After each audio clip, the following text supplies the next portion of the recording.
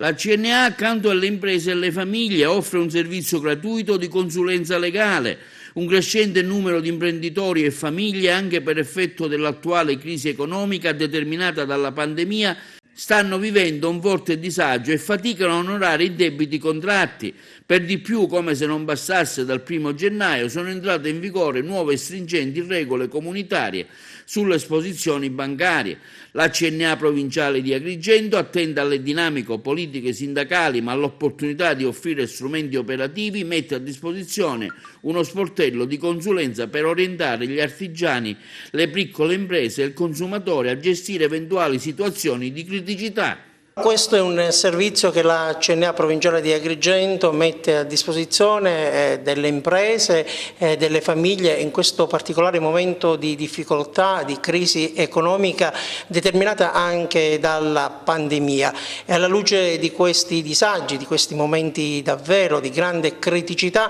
abbiamo pensato di mettere a disposizione uno sportello di consulenza fiscale per orientare le imprese e le famiglie che sono in difficoltà economica a trovare una via d'uscita, per orientarle, per cercare di trovare la soluzione rispetto al sovraindebitamento, ma anche rispetto a quelle che sono le nuove regole comunitarie che sono entrate in vigore dallo scorso 1° gennaio, che sono stringenti e che mettono davvero in difficoltà. Basti pensare che solo con 100 euro di il rosso nel conto corrente si rischia la segnalazione e quindi il default. Questo sarebbe davvero imperdonabile per non mettere in difficoltà le imprese e quindi le famiglie, e quindi noi vogliamo offrire questo servizio attraverso uno staff di avvocati competenti, specializzati in materia, per appunto mettere questi soggetti